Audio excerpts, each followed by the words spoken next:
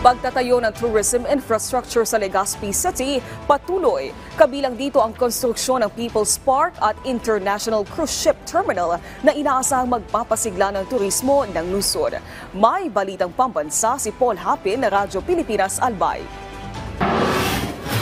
Isa ang People's Park na ito sa nakikinikinita na bagong tourist destination sa Legazpi City. Kasabay ng pagpapatayo at pagpapaganda sa parke, ang konstruksyon naman ng International Cruise Ship Terminal sa Legazpi Boulevard. Madali kasing mailapit ng lokal na pamahalaan ang mga produkto at serbisyo ng Legazpi sa mga itinatayong tourism infrastructure sa lungsod. The more that we put tourism infrastructure and the more that we promote the city, then I know that tourists will come.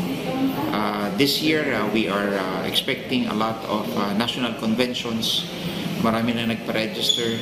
At dahil target na maging fully operational na sa darating na Marso, nagdodoble kayod na ang LGU sa pagsasaayos at pagpapaganda sa naturang parke. Bukod sa multipurpose hall at atrium, plano rin na maglagay ng LGU ng modernong fish market at esplanade sa lugar para balik-balikan ng mga turista at bisita. Mula sa Radyo Pilipinas Albay, Paul Hapin para sa Balitang Pambansa.